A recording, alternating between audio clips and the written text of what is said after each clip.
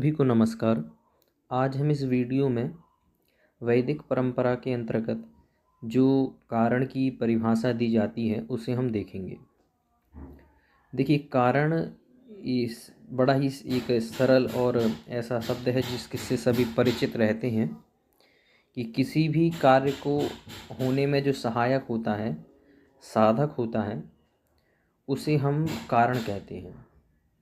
जैसे गति की क्रिया में हमारे पैर सहायक हैं, हम इस स्थान से दूसरे स्थान पर पहुँचे, तो इस गति की क्रिया में कारण जो होगा अथवा साधकतम जो होगा उसे कारण अथवा करण कहते हैं।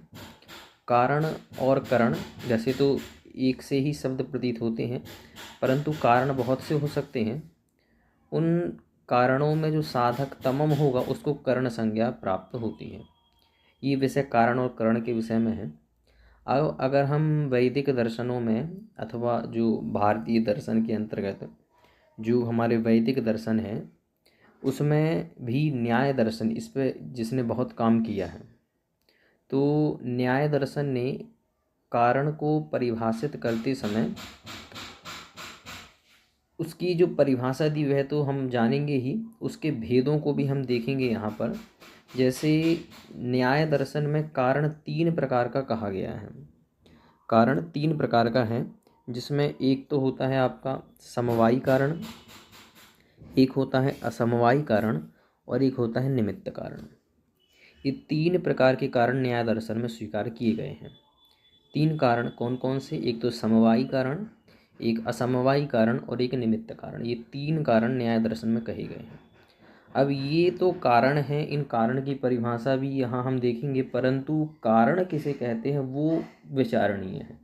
तो इसकी भी परिभाषा बताते हुए तर्क भाषा में जो आचार्य जो केशव मिश्र हैं उन्होंने इसको परिभाषित किया है कि हम कारण किसे कहें।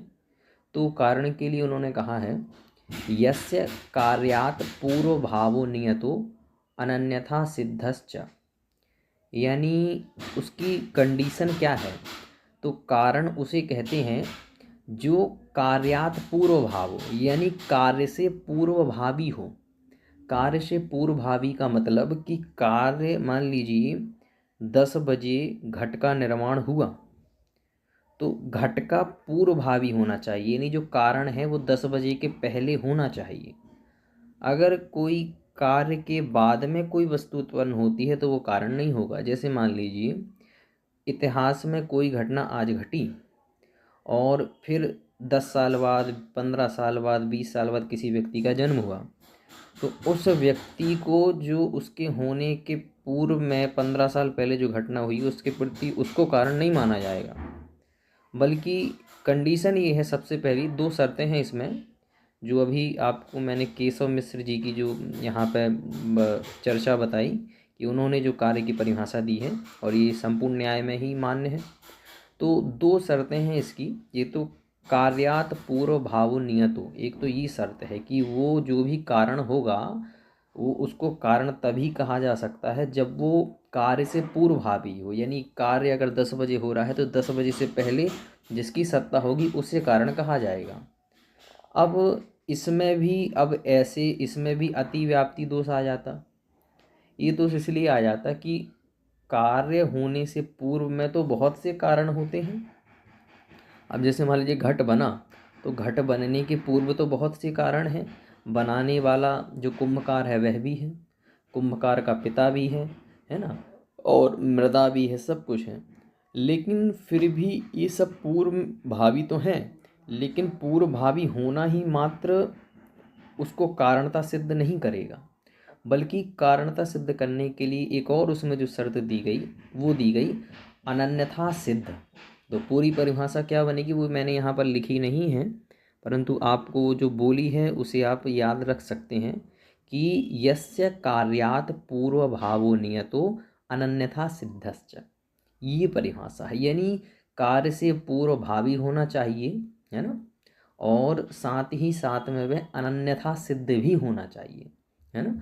तो अनन्यथा और नियत शब्द भी बीच में आया, कार्यात् पूर्व भावो नियतो, यानी नियत मतलब एक निश्चित रूप से उसको होना ही चाहिए। ये एक सबसे पहली शर्त है कि कारण जो है वो कार्य से पूर्वभावी ही होता है।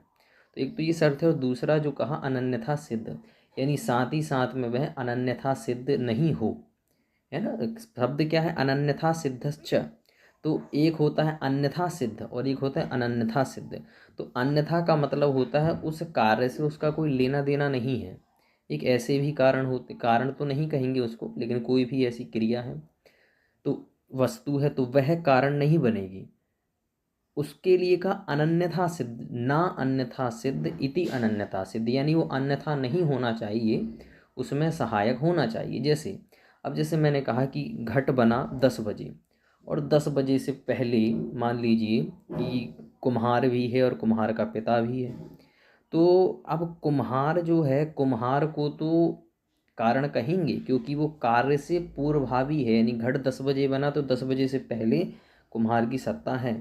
अब पूर्वभावी तो कुम्हार का पिता भी है, तो क्या उसको भी कारण मानेंगे? तो इसीलिए अनन्यथा शब्द भी जोड़ा गया, जिससे अतिव्याप्ति उसके पिता में ना जाए। तो इसका अर्थ निकलेगा कि उसका पिता पूर्वभावी तो है घट बनने से पहले, लेकिन फिर भी वो अन्यथा है। अन्यथा का मतलब उसका डायरेक्ट उससे कोई संबंध नहीं है कि इससे वो कार्य हो जाए। उसका पिता अगर मान लीजिए ना भी होता वहाँ पे, फिर भी काम बन जाता। अब वहाँ पे एक गधा भी बंधा हुआ है, वो नहीं बंधा होता फिर भी काम बन जाता। तो एक दृष्टि से देखा जाए तो परंपराया तो कारण कह सकते हैं, परंतु न्याय दर्शन में परंपराया कारण को तो इतनी स्थान प्राप्त नहीं हुआ। परंतु जो मुख्य कारण के रूप में इन्होंने जो परिभाषा दी है, कार्यात पूर्वभावनीयतो अनन्यथा सिद्ध, वो यहाँ पे घटित कुम्हार में ही होगी, कुम्हार के पिता में नहीं होगी, क्योंकि घट निर्माण में उसका मूल हाथ, उसका वो निमित्त नहीं बन पा रहा है। तो ये यहाँ पे हमें कुछ कारण के विषय में हमें इस परिभाषा को समझना चाहिए। तो इससे आपको ये चीज़, तो अब देखिए अनन्यथा सिद्ध के लिए भी न्याय सिद्धांत मुक्तावली में जो विश्वनाथ हैं, उन्होंने 5 प्रकार के अन्यथा सिद्ध कही हैं, जो जो अन्यथा सिद्ध कही हैं, जिसमें एक घटत्व है ना, यानी जाति, समान जाति। जैसे घट बना, तो घट बनने में जो घटत्व है ना, जैसे अच्छा यहाँ पे देखिए, जैसे मान लीजिए जैसे घट बना, उससे पहले किसकी सत्ता, मिट्टी तो कारण होगी, है ना। परंतु उस जो घट बना है, उस घट बनने में एक तो घटत्व, एक घट का रूप, और इसके साथ में ही एक आकाश तत्व है ना, जो आकाश सर्वव्यापी है, उस आकाश को भी, और कुम्हार का जो पिता है एक वह भी, है ना, और साथ ही साथ में जो राशावादी अन्य भी कोई व्यक्ति है। तो ये जो है, ये कारण उसके प्रति नहीं हो सकते, ऐसा हमें यहाँ पर समझना चाहिए। ये तो थोड़ा आपको मैंने कारण के बारे में बता दिया कि कारण क्या होता है, कारण की परिभाषा क्या दी है। परंतु अब मुख्यतः हमें ये देखना है यहाँ पे कि कारण जो 3 प्रकार के कहे गए हैं वह कौन कौन से हैं। तो देखिए 3 प्रकार के कारणों में एक तो समवायी कारण, एक असमवायी कारण और एक निमित्त कारण। ये 3 कारण न्याय दर्शन में स्वीकार किए गए हैं।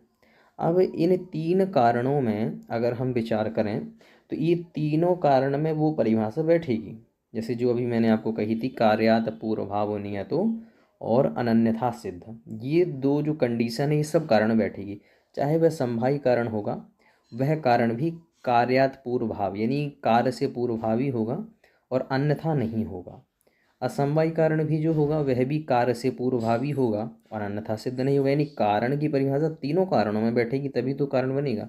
और अगर कोई निमित्त कारण भी है, वह कारण भी कार्य से पूर्वभावी होगा और अन्यथा नहीं होगा, वह कार्य के प्रति सहायक होगा उसको बनने में। तो ये तीनों में परिभाषा बैठेगी। अब हमें जो यहाँ पे मुख्यतः से समझना है, वो हमें इन तीनों कारणों को समझना है कि समवायी कारण क्या है, असमवायी कारण क्या है और निमित्त कारण क्या है। अच्छा, ये तीनों को समझने से पहले इसमें आप ये 2 चीज़ें जो मैंने यहाँ पे लिखी उसे भी आप समझ लें कि समवायी कारण हमेशा द्रव्य ही होता है। यानी जब भी आप समवायी कारण किसी को बनाएंगे तो वो द्रव्य को ही बना सकते हैं। जैसे मान लीजिए कि घट बना, तो घट बनने में जो मृदा है, जो मिट्टी है, तो मिट्टी जो है वह उसका क्या बनेगी, मिट्टी कारण बनेगी। मतलब समझ रहे हैं आप? जैसे मिट्टी क्या है, एक द्रव्य है, और मिट्टी के अंदर जो रूप आदि गुण है वह उसके गुण हैं। तो कहने का अभिप्राय ये है कि घट बना, तो घट बनने में कारण मिट्टी हुई। तो मिट्टी तो घट बनने में कारण है, परंतु सबसे जो वहाँ पे मुख्यतः जो हमें समझनी है कि ये जो मिट्टी है, मिट्टी में रूप भी है, मिट्टी में गंध भी है, लेकिन उस गंध को, उस रूप आदि को हम कारण के रूप में नहीं मानते हैं, है ना। तो ये यहाँ पर चीज़ें हमें समझनी चाहिए। तो अब किसको कारण मानेंगे, तो कारण मानेंगे हम मिट्टी को। तो जब मिट्टी, और मिट्टी क्या है, एक द्रव्य है, और द्रव्य में जो गुण हैं उसको हम नहीं कारण मानेंगे। तो इसलिए समवायी कारण कभी भी बनेगा तो हमेशा द्रव्य ही बनेगा। ये इसको अभी आपको और अच्छे से समझ में आएगा जब आप इसके उदाहरणों को देखेंगे।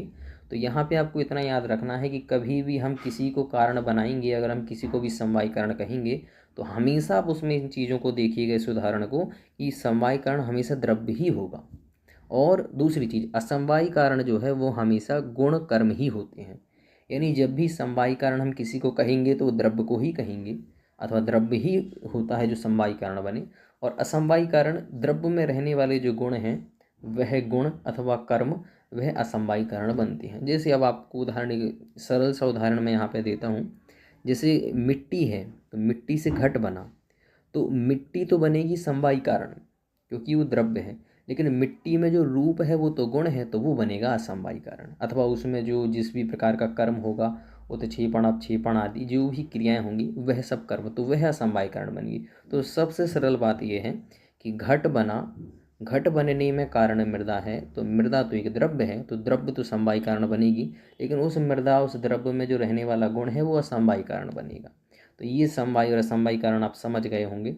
और जो निमित्त कारण है, तो निमित्त कारण, निमित्त की इसकी भी परिभाषा हम देखेंगे कि जो ना समवायी कारण हो, यानी द्रव्य भी नहीं, और साथ ही साथ में उस द्रव्य में जो रहने वाला गुण है वो भी नहीं, बल्कि जो सामान्य कारण होता है उसको हम निमित्त कारण कहते हैं, है ना। तो ये इन तीनों की परिभाषाओं को अभी हम ग्रंथ के अनुसार यहाँ पर देखेंगे, तो इतना आपको समझ में आ गया होगा। चलिए अब हम देखते हैं समवायी कारण किसे कहते हैं। तो देखिए यहाँ पे जो ये परिभाषा दी है समवायी कारण की, इसको आप देखिए, यत समवेतम कार्यम उत्पद्यते। क्या कहा, यत समवेतम कार्यम उत्पद्यते तत् समवायी कारणम। तो ये जो परिभाषा है यह तर्क भाषा की भी है, और यही सेम परिभाषा आपको तर्क संग्रह में भी मिलेगी। तो ये परिभाषाएं दोनों ग्रंथों में आपको समान ही उपलब्ध होती है समवायी कारण की। इस समवायी कारण किसे कहते हैं, तो यत समवेतम कारणम कार्यम उत्पद्यते तत् समवायी कारणम। अब इसको हम समझते हैं कि समवायी कारण किसको कहा जाता है। तो कह रहे हैं यत यानी जो, समवेतम, समवेतम यानी संयुक्त होकर अथवा संयुक्त रूप से, कार्यम उत्पद्यते कार्य उत्पन्न होता है, तत् समवायी कारणम उसको समवायी कारण कहते हैं। इसको आप ऐसा समझिए, संवेत का मतलब होता है संयुक्त होकर अथवा संयुक्त रूप से। तो यत संवेतम अथवा जिसमें संयुक्त रूप से कार्य उत्पद्यते, कार्य उत्पन्न होता है, उसको समवायी कारण कहते हैं। तो अब यहाँ पर क्या कहना चाहते हैं, कहना ही चाहते हैं जिसमें संवितम, यत संवेतम यानी जिसमें समवाय संबंध से अथवा जिसमें संयुक्त रूप से कार्य उत्पन्न होता है उसको समवायी कारण कहते हैं। देखिए, कार्य उत्पन्न होना इससे अर्थ नहीं लगाना, इसमें समवायी कारण किसे कह रहे हैं उसे आप पकड़िए। तो उस चीज़ को अगर आप पकड़ेंगे तो आप पाएंगे, देखिए, यत यानी जिसमें समवाय संबंध से कार्य उत्पन्न होता है, तत् समवायी कारण वो समवायी कारण है। तो जिसमें उत्पन्न हो रहा है वो समवायी कारण है। जैसे अब इसका आप उदाहरण बड़ा ही स्पष्ट है, तो एक बार इसकी परिभाषा फिर से कह देता हूँ। यत जिसमें संवेतम यानी संयुक्त होकर कार्य उत्पन्न होता है उसको समवायी कारण कहते हैं। यत का मतलब जो होता है, जो संयुक्त होकर कार्य उत्पन्न होता है ना, तत्समवायी कारण, हम उसको समवायी कारण कहते हैं। तो अब इसमें आप देखिए कि जिसमें कैसे उत्पन्न हो रहा है। जैसे मान लीजिए ये हमारे पास में है मृदा, ये मान लीजिए ये मृदा है, तो इस मृदा में ही संयुक्त होकर घट उत्पन्न होगा। तो देखिए ये मृदा है, तो मृदा से भिन्न कहीं घट का निर्माण नहीं हुआ, बल्कि मृदा ही स्वयं घट रूप में परिवर्तित हो गई है। तो इसलिए कहते हैं जिसमें संयुक्त रूप से अथवा समवाय संबंध से कार्य उत्पन्न होता है। देखिए, मृदा तो होगी कारण, और जो घट उत्पन्न हुआ है वो होगा कार्य।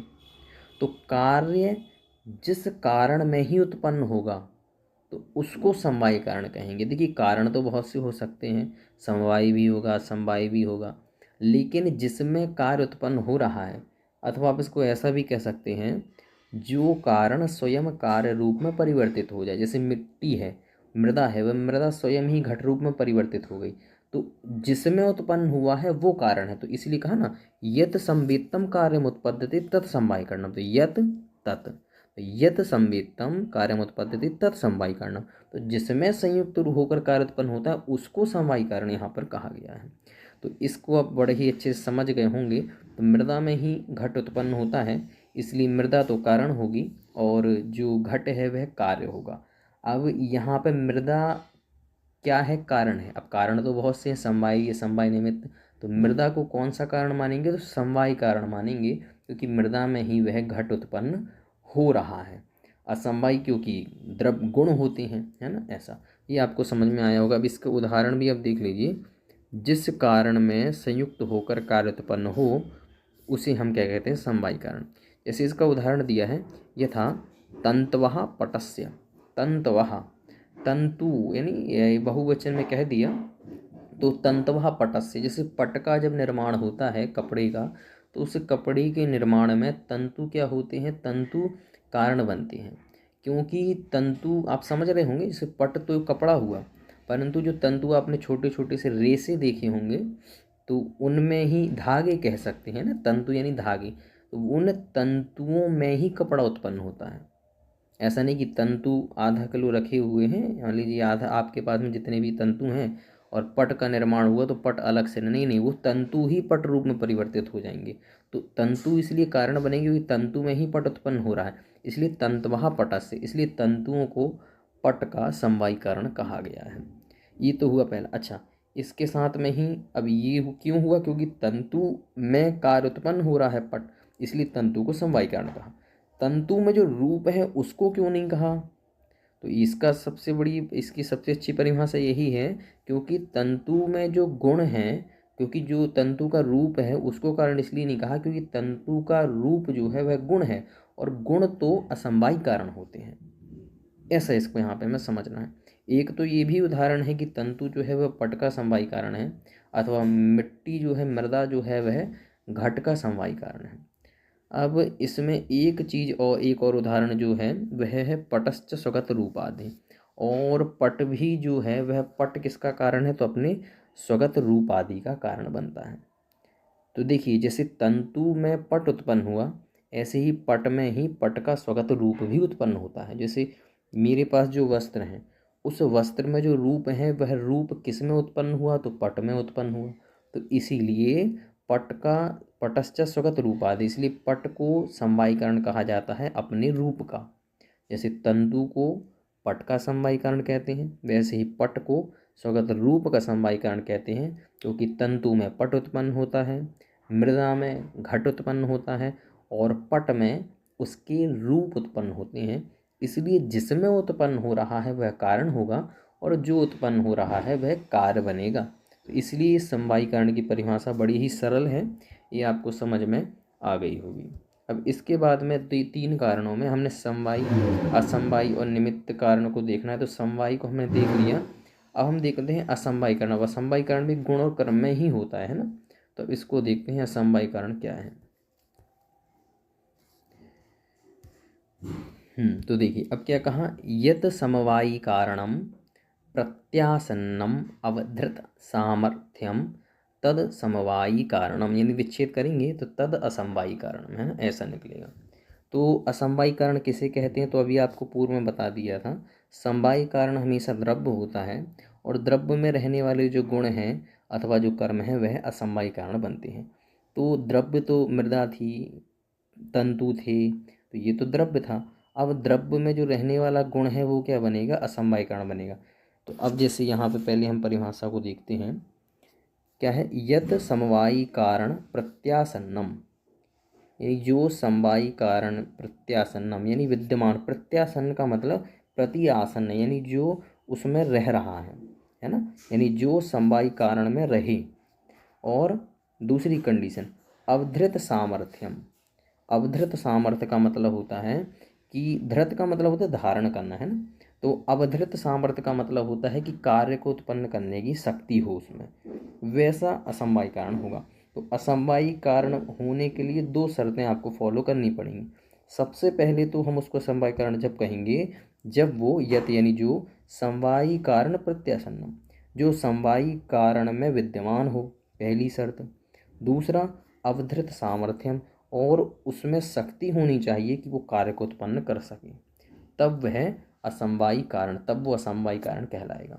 अब इन दो शर्तों को ही फॉलो करते हुए हम यहाँ पे इस उदाहरण को देखते हैं, क्योंकि अभी तो आपको ये सामान्य परिभाषा समझ में आई है, लेकिन इसके जब उदाहरण देखेंगे तब आपको यह परिभाषा पूर्ण रूप से समझ में आ जाएगी। इसमें मैंने तर्क संग्रह की भी परिभाषा लिखी है जो आपको मैं समझाऊंगा। पहले हम ये तर्क भाषा की परिभाषा को देखते हैं। तो कहते हैं, देखिए ये तो मैंने आपको कह दिया, जो कारण समवायी कारण में विद्यमान रहे और जिसमें कार्य को उत्पन्न करने की शक्ति हो, ये दो कंडीशन फॉलो करनी पड़ेगी। तो अब इसका उदाहरण क्या है, तो कह रहे हैं यथा तंतु संयोगः पटस्य। देखिए ये क्या है, ये सबसे पहला उदाहरण असमवायी कारण का। कह रहे हैं तंतु संयोग, यानी तंतुओं का संयोग, पटस्य यानी पट का। तो तंतुओं का संयोग पट का असमवायी कारण है। और दूसरा तंतु रूप पट रूप का समवायी कारण है ना, लिखा तंतु रूप पट रूपस्य। तो अब इसको अगर हम देखें, इसको अगर हम देखें तो तंतु संयोग पट का असमवायी कारण है। देखिए तंतु को हमने असमवायी कारण क्यों नहीं कहा, क्योंकि तंतु द्रव्य है, तो इसलिए तंतु को तो हम समवायी कारण कह चुके हैं। अब तंतु संयोग यानी तंतु का जो संयोग है वो क्या है, असमवायी कारण है। किसका, पट का। जैसे अगर आपने ये इसमें जो न्याय दर्शन में जो गुण स्वीकार किए गए हैं वो स्वीकार किए गए हैं 24। इसमें रूप, रस, गंध, स्पर्श, संख्या, परिमाण आदि ऐसे 24 स्वीकार किए गए हैं, जिसमें संयोग विभाग आदि भी हैं। उसमें ही संयोग एक गुण है, संयोग एक गुण है। तो इसीलिए संयोग एक गुण है, इसलिए संयोग को पट का असमवायी कारण कहा गया। तो लिखा है ना तंतु संयोगः, तंतु का जो संयोग नामक गुण है वह पटस्य, पट का असमवायी कारण है। देखिए तंतु पट का समवायी कारण था क्योंकि वो द्रव्य था। अब तंतु का संयोग भी पट का कारण है, बस अंतर इतना है, देखिए पट तो कार्य है, पट का समवायी कारण तंतु होगा क्योंकि वो द्रव्य है, और पट का असमवायी कारण तंतु संयोग होगा क्योंकि वह क्या है, वह गुण है। क्योंकि गुण हमेशा, क्योंकि असमवायी कारण हमेशा गुण और कर्म ही होते हैं, इसीलिए तंतु को हम समवायी कारण कहेंगे, और तंतु संयोग अथवा तंतु संयोग नामक जो गुण है जो तंतु में रहता है वह उस पट का असमवायी कारण बनेगा, ऐसा। अब ये तो हमने जान लिया कि तंतु का संयोग यानी तंतु संयोग नामक जो गुण है तंतु का, वह पट का असमवायी कारण है। लेकिन असमवायी कारण की जो दो शर्तें हैं, क्या वो उसको फॉलो कर रहा है, वो भी यहाँ पे हमें देखना पड़ेगा। जैसे दो शर्तों में पहली शर्त थी कि वह समवायी कारण में रहे, प्रत्यासन्न।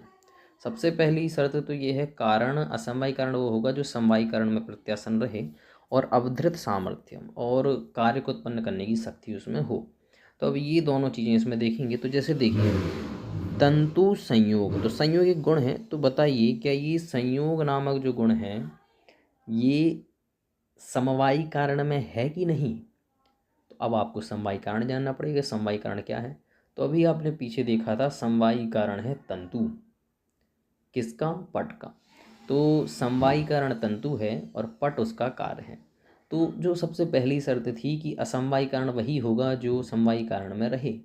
तो अब ये जो आपका असमवायी कारण जो संयोग है, क्योंकि हमने तंतु, देखिए तंतु संयोग को हमने कारण कहा है, तंतु में जो संयोग नामक गुण है उसको कारण कहा है असमवायी कारण। तो यह जो संयोग नामक गुण है, क्या यह तंतु रूपी समवायी कारण में विद्यमान है। तो आप कहेंगे हाँ, क्योंकि तंतु जो भी आपका असमवायी कारण जो संयोग है, संयोग नामक गुण है, वह तंतु में रहता है। तंतु तो समवायी कारण है, तो तंतु में ही तो उसके गुण रहते हैं।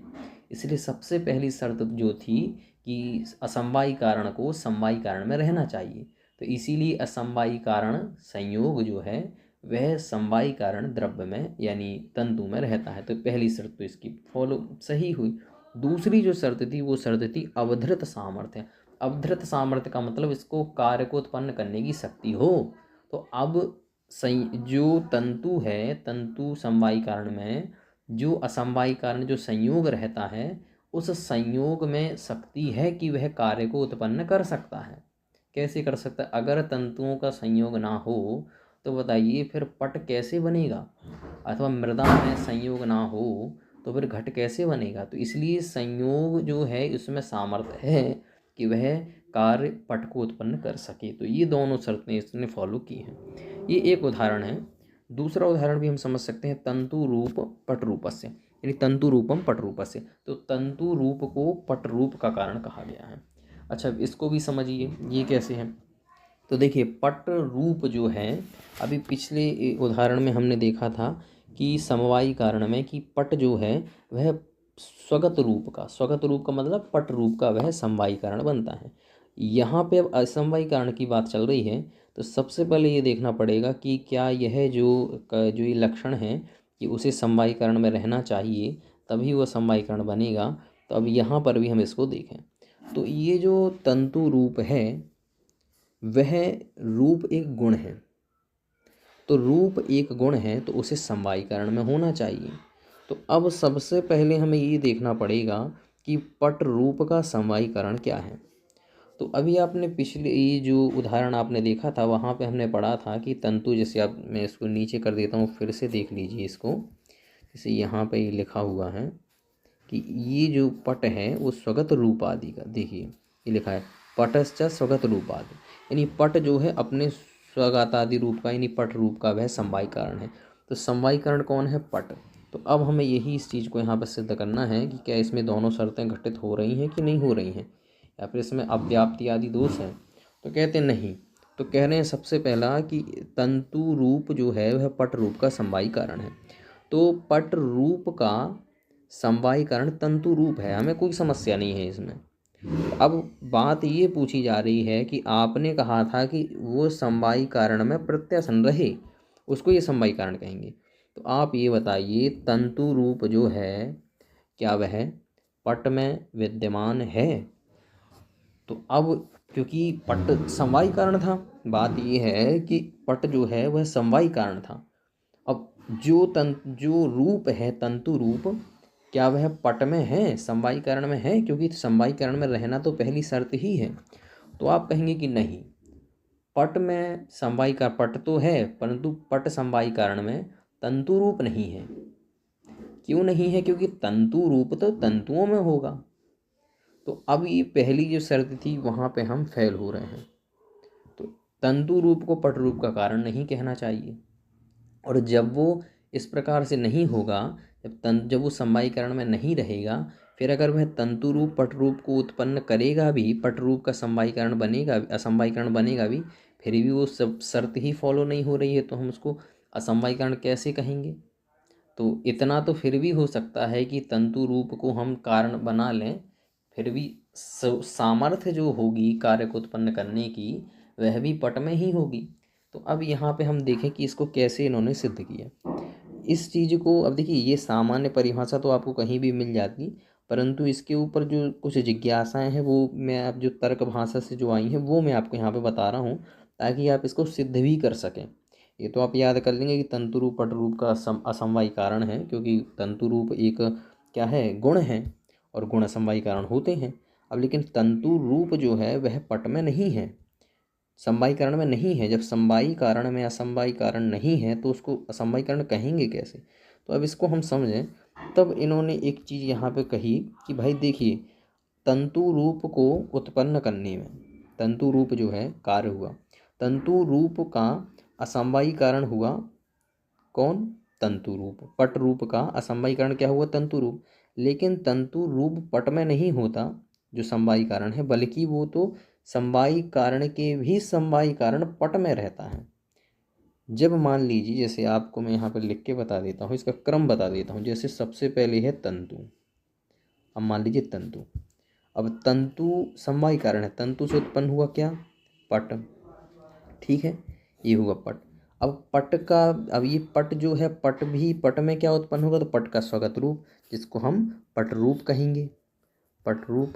तो अब ये जो शर्त थी कि ये देखिए, तंतु समवायी कारण हुआ पट का, और पट समवायी कारण हुआ किसका, अपने रूप का। अब अगर असमवायी कारण की बात की जाए तो असमवायी कारण क्या बनेगा, तो कहा पट रूप जो है वह तो क्या हुआ, कार्य। पट रूप का असमवायी कारण कौन है, तो पट रूप का असमवायी कारण क्या है, वह है तंतु रूप।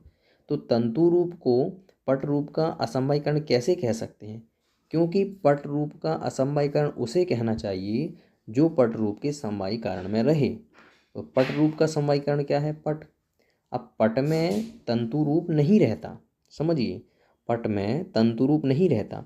जब पट रूप के समवायी कारण पट में तंतु रूप रहता ही नहीं, समवायी कारण में रहता ही नहीं, तो फिर उसको हम, तंतु रूप को हम पट रूप का समवायी कारण, असमवायी कारण कैसे कह सकते हैं। तब इन्होंने कहा कि देखो भैया, पट रूप का असमवायी कारण तंतु रूप ही है।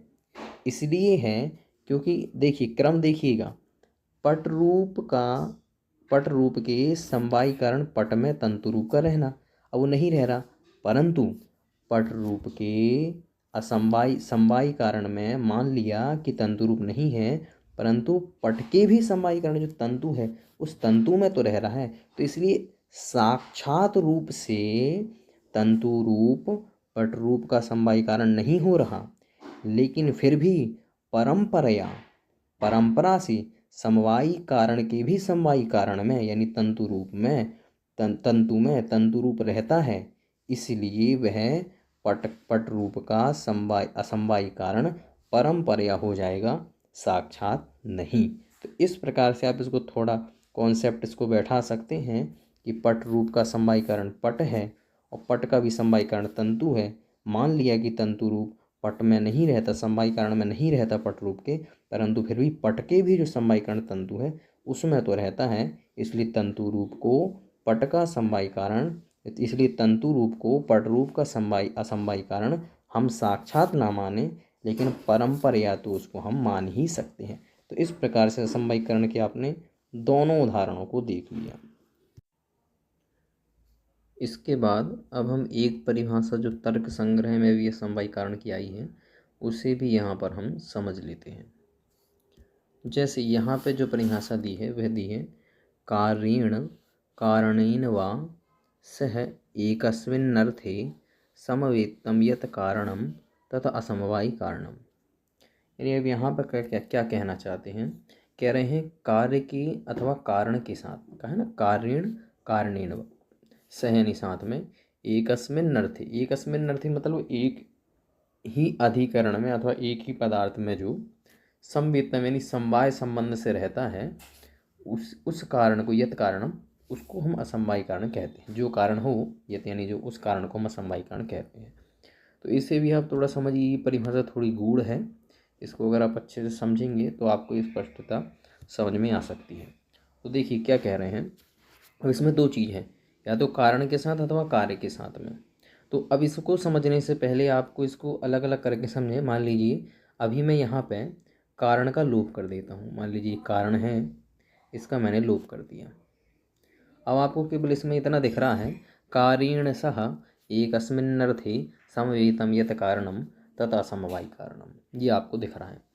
तो अब इसको पहले समझ लीजिए, जब ये पहले, क्योंकि जो कार्य के साथ का जो उदाहरण है वो तंतु संयोग है पट का, और जो जब कारण शब्द दिखाऊंगा मैं तो कार्य को लोप कर दूंगा, तो वहाँ पे तंतु रूप का द्योतक होगा।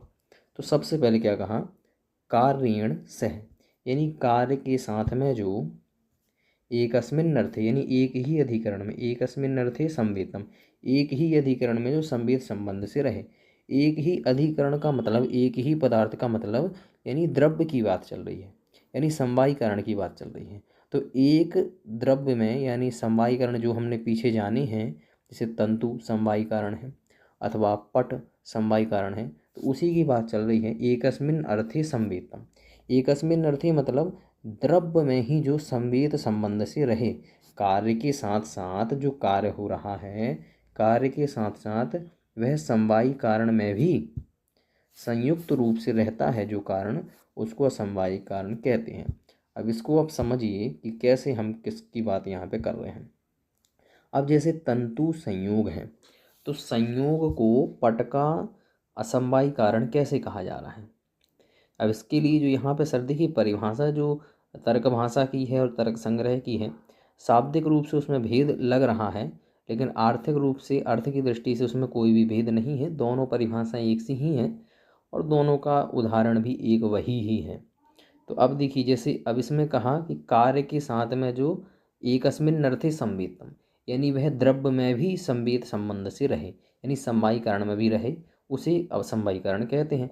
यानी जो पीछे हमने परिभाषा पढ़ी थी, यह समवायी कारण वो है जो समवायी कारण में रहे। वही बात तो यहाँ पे कह दी, एकस्मिन् अर्थे संवेदम, यानी समवायी कारण में जो रहे कार्य के साथ साथ, तो उसको हम असमवायी कारण कहते हैं। तो कैसे, तो देखिए तंतु संयोग, ये जो संयोग नामक गुण है इसको हम पट का असमवायी कारण कह रहे हैं। तो असमवायी कारण कैसे हैं, क्योंकि वह एकस्मिन् अर्थे संवेदम, क्योंकि एकस्मिन् अर्थे मतलब कि वह समवायी कारण में रहे। तो समवायी कारण में जो संयोग नामक गुण है वो रहता है। बिल्कुल स्पष्ट है। पट का समवायी कारण क्या था, तंतु था। तो तंतु में वह संयोग नामक गुण रहता है, रह रहा है संवेद संबंध से, इसलिए उस संयोग को हम पट का असमवायी कारण कहते हैं। कितनी सरल परिभाषा है, कितने अच्छे से यहाँ पे बता दिया। फिर से आप इसको स्पष्ट देख लीजिए, फिर से स्पष्ट देख लीजिए कि तंतु जो है वह समवायी कारण है, पट कार्य है। तो परिभाषा यही दी थी, एकस्मिन् अर्थे संवेदम, एक ही अधिकरण में रहे, यानी वह जो कारण बनेगा उसका अधिकरण अलग नहीं होना चाहिए, वह भी समवायी कारण रूपी अधिकरण में ही रहे, यानी समवायी कारण में ही रहे। तो तंतु संयोग को हमने कारण कहा है असमवायी कारण। तो तंतु संयोग क्या समवायी कारण में रहता है, तो हाँ, तंतु संयोग नामक जो गुण है यह तंतु में रहता है। तो एकस्मिन् अर्थे संवेदम यानी समवायी कारण में रहे, तो उसी में तंतु में ही संयोग रहता है, इसलिए वह पट का समवायी कारण बन जाएगा। इसमें कोई भी समस्या नहीं है। हाँ, बस इतना ज़रूर है, इसमें जो एक और शर्त जो पीछे उन्होंने दी थी कि कार्य को उत्पन्न करने की शक्ति हो, वो यहाँ पर परिभाषा, इस परिभाषा में वो परिभाषा शामिल नहीं हो पा रही है। लेकिन वो परिभाषा वो ज़्यादा श्रेष्ठ थी, उसमें किसी प्रकार का अतिव्याप्ति अव्याप्ति आदि दोष नहीं आएगा, इसमें आ सकता है। परंतु ये परिभाषा भी आपको समझने योग्य है, तो आपने समझ ली। अब इसके बाद में जो दूसरा जो यहाँ पे, अब मैं क्या करता हूँ, यहाँ पे कार्य का लोप कर देता हूँ। जैसे देखिए फिर से परिभाषा क्या थी, कार्येण कारणेन वा स एकस्मिन् अर्थे संवेदम यत् कारणम तथा समवायी कारणम। अभी पहले मैंने कारण का लोप कर दिया था, अब यहाँ पे कारण का लोप न करके अब हम यहाँ पे कार्य का लोप करके देखते हैं। क्योंकि देखिए दो उदाहरण थे ना, तंतु संयोग पटस्य तो कार्य के लिए था, और दूसरा उदाहरण तंतु रूप पट रूपस्य, वह कारण का उदाहरण था। तो अब हमने ये वाला तंतु संयोग पटस्य कार्य वाला तो उदाहरण देख लिया कि वह कार्य के साथ में, कार्य के साथ ही जिसका संयोग हो। देखिए क्योंकि कार्य क्या हो रहा है, कार्य हो रहा है पट, तो पट के साथ संबंध तो रखना ही है, लेकिन वह तंतु के साथ भी संबंध रखे, तंतु में रहे, तब वो कारण कहलाएगा। इसलिए कार्य वाला तो हमने देख लिया, अब हम कारण वाला भी इसको एक बार देखते हैं। तो सबसे पहले हम यहाँ पे कार्य का लोप कर देते हैं कि मान लीजिए इस सूत्र में, इस उदाहरण में कार्य शब्द ही नहीं है, केवल कितना सूत्र, केवल इतना सूत्र है, कारणेन सा एकस्मिन् अर्थे समवेतम कारणम तत् असमवायी कारणम। अब इसको आप समझिए। तो कह रहे हैं कारण के साथ जो एकस्मिन् अर्थे संवेदम, यानी जो किसमें, समवायी कारण में संवेद रूप से रहे, उसको हम क्या कहेंगे, असमवायी कारण कहेंगे। अब देखिए यहाँ पे समझिए, जैसे कारण के साथ में, जैसे अभी मैंने आपको बताया था उसे मैं फिर से बता देता हूँ कि इसका क्रम कैसे चलता है। देखिए सबसे पहले होता है तंतु, और फिर तंतु से क्या बनता है, तंतु समवायी कारण हुआ, इससे उत्पन्न हुआ पट, और फिर पट भी स्वगत रूप का यानी पट रूप का वह समवायी कारण बनता है। ये इसका रहता है क्रम। तो अब जो चीज़ मैंने पहले समझाई थी वही चीज़ यहाँ पर भी हमको समझनी है कि एकस्मिन् अर्थे संवेदम, यानी एक ही अर्थ में जो संवेद रहे। कारण के साथ में कारणेन सह एकस्मिन् अर्थे। तो अब जैसे मान लीजिए ये है एकस्मिन् अर्थ, मतलब उसके समवाय कारण में, जैसे पट रूप की बात चल रही है, जैसे लिखा है ना यहाँ पे पट रूपस्य, तो पट रूप तो कार्य हुआ, तो पट रूप तो कार्य, अब इसके कारण की बात चल रही है कि समवायी कारण कौन है, तो इसका समवायी कारण होना चाहिए, वैसे तो पट होना चाहिए क्योंकि पट ही समवायी कारण है, तो समवायी कारण में ही तंतु रूप का रहे, तो लेकिन तंतु रूप रहता नहीं है, तो वह तो किस में रहता है, तंतुओं में रहता है, तो इसलिए तंतु रूप जो है वह पट में ना रह करके तंतु में रह रहा है, तो इसीलिए वह किसके साथ में, वह पट रूप का असमवायी कारण पट रूपी समवायी कारण में न रहकर भी उसके भी समवायी कारण यानी तंतु में रह रहा है, इसलिए यह संवेद संबंध से किसके साथ में, कारणेन सह एकस्मिन् अर्थे संवेदम, यानी कारण के साथ में वह किस में रह रहा है, वह उस तंतु रूप में रह रहा है, तो वो पट में न रह करके वह तंतु रूप में, जो तंतु रूप है वह तंतु में रह रहा है, तो देखिए वह कार्य के साथ में नहीं रहा, जो पट रूपी कार्य है इसके साथ न रह करके, बल्कि वह पट के भी जो कारण है तो वह कारण के साथ में रह रहा है, यानी तंतु के साथ में तंतु रूप रह रहा है, इसलिए कारणेन सह एकस्मिन् अर्थे, यानी तंतु रूप कारण के साथ में जो उसके साथ समवाय संबंध से रहता है, ऐसा जो कारण है, तो जो डायरेक्ट जो कारण होगा, जैसे तंतु, जैसे हमने पीछे कहा तंतु संयोग पट का, तो वह डायरेक्ट उसका संबंध साक्षात कारण बन रहा था। अब यहाँ पे जो हमने दूसरा कारण समझा तंतु रूप पट रूप का, वह तंतु का ना हो करके वह पट में न रह करके तंतुओं में रहता है, इसलिए वो इनडायरेक्ट अथवा परंपरा कारण बन जाता है, इसलिए पट रूप का असमवायी कारण पट में न रह करके तंतु में है, इसलिए तंतु रूप जो है वह कारणेन सह एकस्मिन् अर्थे संवेतम यत् कारणम, वह इसका कारण कहलाएगा, इसलिए तंतु रूप को पट रूप का असमवायी कारण कहा जाए, इसमें किसी प्रकार की अतिव्याप्ति आदि अव्याप्ति आदि नहीं है। इसके बाद में जो तीसरा जो कारण है वह है निमित्त कारण। अब निमित्त कारण को भी हम समझते हैं, ये सबसे सरल ही है, अंत उपसंहार ही है ये तो इसके लिए सबसे पहली परिभाषा तर्क भाषा की है कि यत ना, लिखा है यन्ना, तो यत ना समवायी कारणम ना अपि असमवायी कारण, है नाप्य समवायी कारण, हम छेद करेंगे तो ना अपि असमवायी कारण, तो क्या कहना चाहते हैं, कहना चाहते हैं यत यानी जो ना समवायी कारण हो, ना अपीय समवायी कारण, ना असमवायी कारण हो, तो ना जो समवायी कारण, जो समवायी कारण तो क्या है तंतु, असमवायी कारण क्या है तंतु रूप, तो जो ना तंतु हो न तंतु रूप हो, इसके अलावा जितने भी कारण बनेंगे वो प्रत्येक कारण निमित्त कारण कहलाएंगे, तो जो ना समवायी कारण होता है ना समवायी कारण वह निमित्त कारण कहलाता है। जैसे मान लीजिए कि घट बना, तो घट बनने में मृदा तो हुई समवायी कारण, मृदा का जो रूप है वो हुआ समवायी कारण, अब जो बनाने वाला कुंभकार है अथवा उसके जो भी यंत्र हैं जिससे वह कुंभ को बनाता है, चाक आदि, तो वे सब चीज़ें वो क्या हैं, वो तो ना समवायी हो रही हैं ना समवायी हो रही हैं, इसलिए उनको निमित्त कारण कह देते हैं। जैसे उदाहरण भी यहाँ पर दिया हुआ है, तन वेमादि वेमादिक पटस्य, वेमादि यंत्र हैं जिनसे कपड़े को बुना जाता है, तो वेमादिक जो हैं आदि शब्द से सभी समझ लेना, जो भी हो, जो ना समवायी हो ना समवायी हो, तो इसके लिए वेमादिक पटस्य, यानी वेमादि जो यंत्र हैं वह पट के निमित्त कारण कहलाते हैं। दूसरी जो परिभाषा है, ये परिभाषा है तर्क संग्रह की, जिसमें आइए तदुभय भिन्नम कारणम निमित्त कारणम। तदुभय, तदुभय का मतलब वो दोनों, जो कौन से दोनों, समवायी और असमवायी, तो तदुभय भिन्नम यानी समवायी कारण से ही भिन्न, उभय मतलब दो होता है, तो समवायी कारण से भिन्न और निमित्त कारण और असमवायी कारण से भी भिन्न जो हो उसको निमित्त कारण कहते हैं। जैसे तुरी वेमादिकम पटस्य, तुरी, ये तुरी जो है वही यंत्र हैं जिससे वस्त्र बनते हैं, तो तुरी वेम, ये जितनी ये जो यंत्र हैं यह पट के निमित्त कारण बनते हैं, क्योंकि तुरी जो है वह समवायी कारण भी नहीं है, समवायी कारण इसलिए नहीं क्योंकि इसमें जो वस्त्र है उत्पन्न नहीं होता, इससे भिन्न उत्पन्न होता है, और तुरी जो है और जो वेमा है वो भी समवायी कारण नहीं है, और असमवायी भी नहीं है, क्योंकि ये असमवायी इसलिए नहीं है क्योंकि असमवायी कारण रूप आदि होते हैं, तो ये जो तुरी वेमादिक हैं ये समवायी कारण है नहीं है, और साथ में असमवायी कारण भी नहीं, क्योंकि पहली शर्त को फॉलो नहीं कर पाएंगे क्योंकि समवायी कारण में नहीं रहते हैं, इसलिए ना समवायी है ना समवायी है, इसलिए तुरीविमादिक को इसको पट के प्रति निमित्त कारण कहेंगे। अब इसमें आप एक विशेष चीज़ को और जान लीजिए कि ये जो 3 प्रकार के यहाँ पे कारण कहे गए हैं, समवायी, असमवायी और निमित्त कारण, इन दोनों अब जैन दर्शन में 2 कारण माने गए हैं। एक तो माना गया है उपादान कारण और दूसरा निमित्त कारण। तो निमित्त कारण तो नैयायिकों ने भी स्वीकार किया है, तो ये निमित्त कारण तो समान ही हो जाएगा, वही निमित्त कारण है। अब ये जो न्याय दर्शन में 2 कारण माने गए हैं, समवायी और असमवायी, ये जैन दर्शन में उपादान कारण कहा गया है।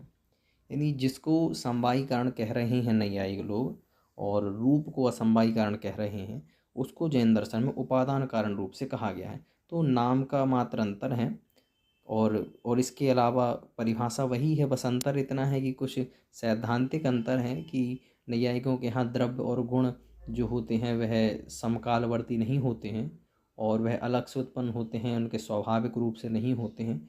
जैन दर्शन में वो स्वाभाविक होते हैं, अलग से नहीं आते हैं, समकालिक हैं। तो इस अपेक्षा से समवायी असमवायी कारण को जैन दर्शन ने उपादान नाम से कहा है और निमित्त तो निमित्त नाम से ही कहा गया है। बस इतना जरूर है कि उपादान कारण जो हैं वह समवायी और असमवायी कारण को ही निमित्त कारण उपादान कारण के रूप में जैन दर्शन में स्वीकार किया गया है। तो इस प्रकार से हमने जो 3 कारण हैं, समवायी असमवायी निमित्त, न्याय दर्शन के, वह हमने यहाँ पर समझ लिए। आज के लिए इतना ही। सभी को नमस्कार।